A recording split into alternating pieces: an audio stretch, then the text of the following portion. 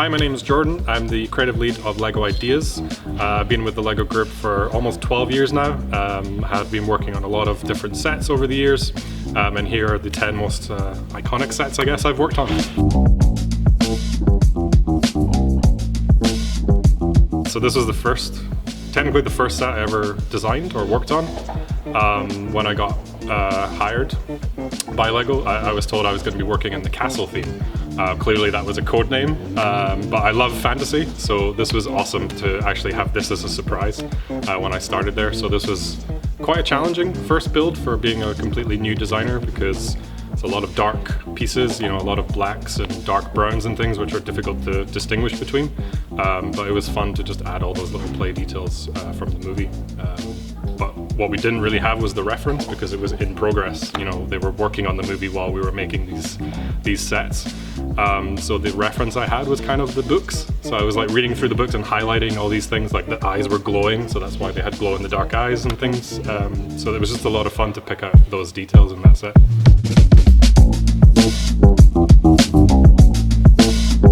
Yeah, this is kind of in my first/second year at LEGO, I think. And this kind of came very last minute, so we were under a bit of time pressure to actually deliver this set. So luckily there was 3 designers in the Lord of the Rings / the Hobbit project, and we just went, wouldn't it be fun if we all worked on this together? And actually naturally it kind of splits in 3 sections. So my mentor at the time, Biaga, worked on the base, then Hans Henrik worked on the middle, and I took the top. But I also worked on the end as well, because I thought it would be fun. I kind of got the sort of reputation of being the tree guy in my first year or two, because I built the Mirkwood spiders, the Warg attack, and the Ent, and then the Mirkwood, the elf battle pack as well, which all had trees in it. So I got pretty comfortable building trees in my years at LEGO.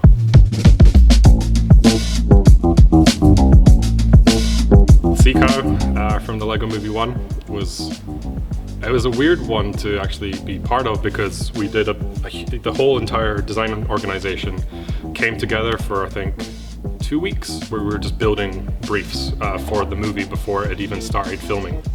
So we're just getting all these cool things, and I built a pirate ship, a steampunk-ish pirate ship about this wide, very styled in a kind of classic way. It wasn't too tall or anything. We weren't skewing the proportions. And I was like, oh cool, that was fun. We'll see if that makes it. And then it eventually turned into this from the movie, and they needed a designer to work on it. And I was like, I did a sort of sketch model. I've never done anything close to this big. I'll give it a go. And so I had a couple of other people working on it. Michael Fuller was working on the little mini metal beard, and Chris Stamp was working on the I forget what they're called now. The little black robots that come and repurpose things and glue them together.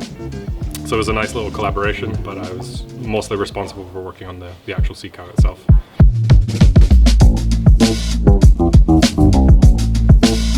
This is actually one of my favorite sets I've ever designed or worked on, the turtle submarine.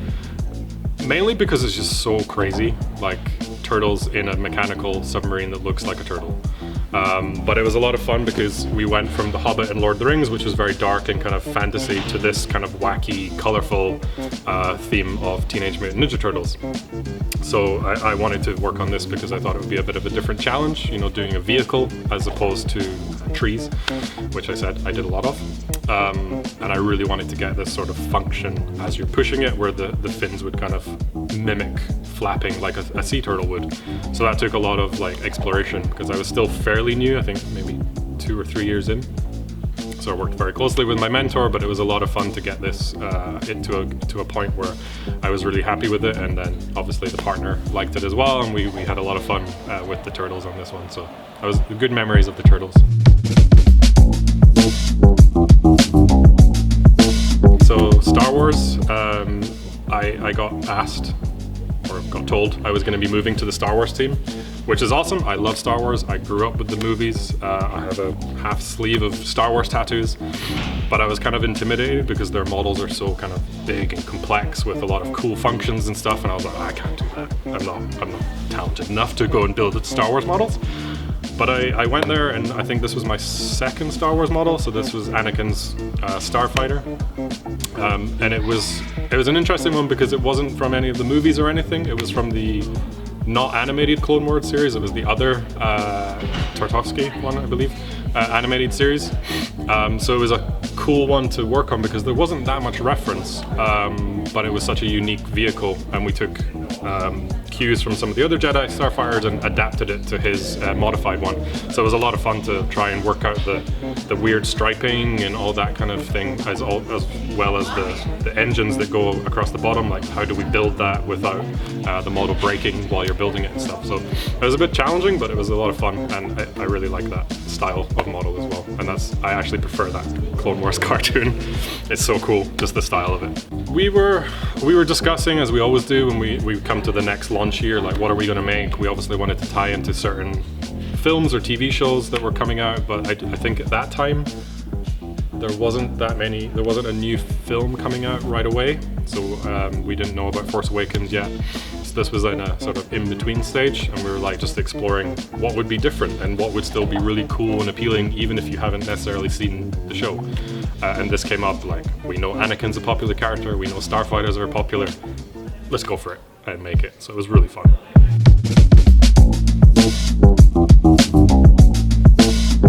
From another blue and white vehicle to another blue and white vehicle. So Jurassic Park is my all-time favorite movie ever. I don't think anything will ever top it. Again, I have a Jurassic Park tattoo on my chest of the amber. So when I was in Star Wars when this came up, I think it was originally just meant to be a dinosaur line. Just, we've done dino before. And I was like, oh, that's a shame that I wouldn't be able to work on that. And then I was told it was going to be Jurassic World. And I was like, oh, I've just moved from that team. And I basically went and begged both of my previous manager, my new manager. I was like, please let me work on this. Like, I love this movie. Thinking it was kind of Jurassic Park and stuff, but obviously it was the new one. So it was still a lot of fun to work on that. And use all the new, we spent a lot of time working on the gyrosphere, because, like, how do you make this work? That was a bit of a headache, but a lot of fun to try and work out from an engineering point of view. We spent a lot of meetings trying to work out how do we do it with different parts and things like that. But I definitely took a lot of inspiration from the original Jurassic Park vehicle to make this, and just tweaked the color scheme. So this doesn't appear in the movie, but you could tell that it's definitely from the Jurassic World franchise, and that's typically what we can do sometimes. Even if we're working with an IP, we have some creative freedom to maybe push the vehicles in a certain direction because we know they're going to be really popular toys, and we did that with a few of the products in Jurassic World.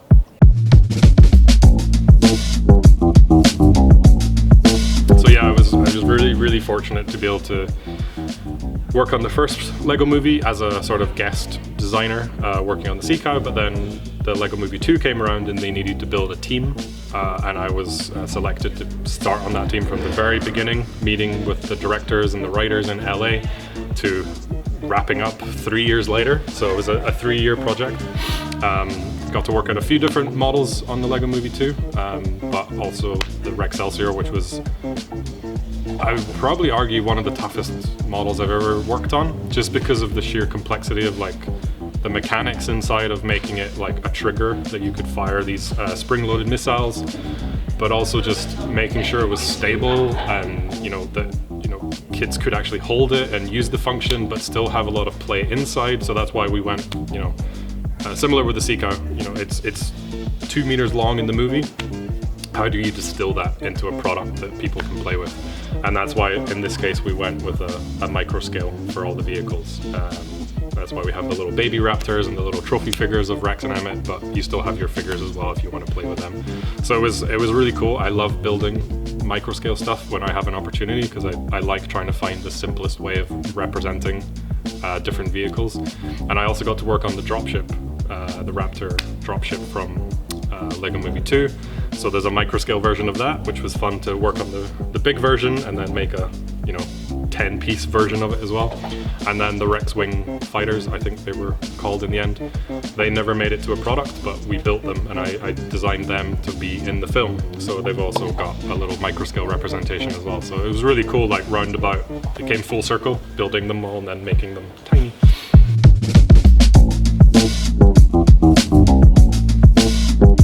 Kid was an interesting one because I've typically mostly worked on IPs, as you can tell from all these photos. So Monkey Kid came around, and it was also sort of an IP because we're working with an animation studio and things like that. But it was, I would say, in a similar vein to Turtles, where it's a bit wacky, a bit crazy and things. So it was a lot of fun, and there was the assortment we had suggested. The Pigsy's food truck was there, and I was like, that looks fun. Like, it's got a pig on the top of it, and it shoots stud shooters. I want to work on that. So that was a lot of fun. It's still difficult, and that's why it's so big, just so you can get all those details inside, because it was basically a home base that it's a food truck that turns into a home base with this kind of big shooting turret on the top of it. So it was a lot of fun to try and work out the best use of space with like folding down screens and cabinets that open and things like that. But trying to maximize as much of the space as possible was challenging, but I think it ended up in a good place.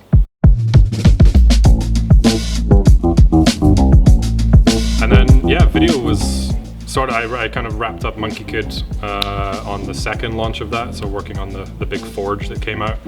And then we were asked, me and a couple of other designers from the Monkey Kid team, to move to video, which was this new project with AR and things like that. And it sounded really interesting, and they needed people that were quite flexible and agile in ways of working, because it was going to change every day or every month and things like that. And that's what we had with the Lego Movie. It was like things change like this, 1 minute your model's in the film, next minute it's not, and then it's back, and you have to really work and kind of don't get too tied and don't fall in love with things, because they might just end up being cut. So they needed people like that to work on video, and it was a lot of fun. It was definitely challenging because it was a whole new territory for us at the Lego group, but I think we made some really cool looking models, maybe unconventional models, but definitely the graphic designers and the element designers like smashed it with these figures, because the lineup of characters was just amazing. And we had a lot of meetings brainstorming on the beat bits, like the designs of them. So the graphic designers, like, we had posters that stretched for walls and walls just full of like really cool sketches of like beat bits and stuff, and then we just distilled that down to the selection that you had. But a lot of learnings from video that we've taken to other projects as well. So it was a really fun time, and I think it helped us all who were working on it like really grow as designers and leaders and things like that. So it was a good time. It's also my kind of music taste as well. Like, I like pop punk and things like that. So it was like really trying to get like the Paramore and like Linkin Park aspects of things, like with the violinist and Yellow Card and things, and like, but then doing it with a shark and a squid was just like, yeah, this is just hilarious.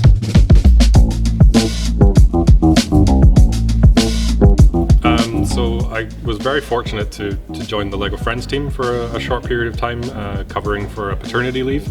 But I joined as an associate lead, which is sort of like supporting the creative lead, so doing a lot of like design management tasks and things like that.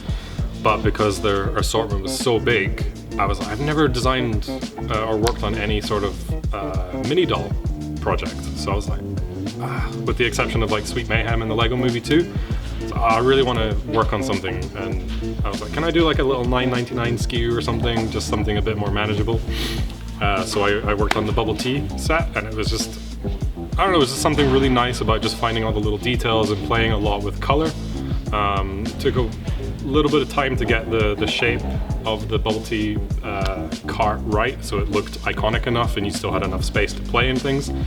But then it was a lot of just copying it in our digital file and just changing colors and seeing what really worked, what do we have available, things like that.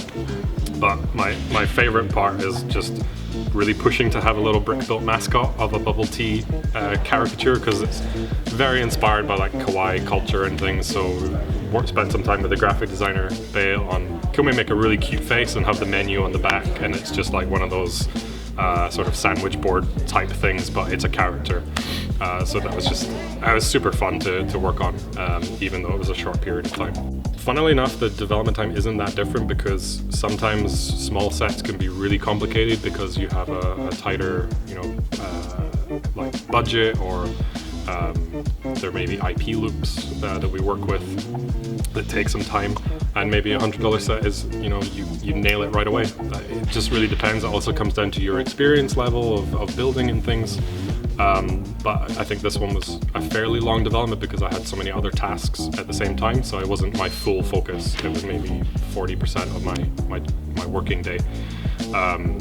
So it depends, and I was also working on a little poly bag as well of some little flowers, and also helping some of the other designers because I've been a mentor for designers before, so I was also helping them with their first set and stuff, so taking them through and sort of shadowing them to make sure that the model was up to standard and they had a good experience for their first set. So it completely depends on not necessarily the price point, but the complexity level and functions and things like that. So it was a lot of fun. I kind of miss friends, but I really like being in LEGO Ideas because it's, every product is completely different, and I really like that flexibility.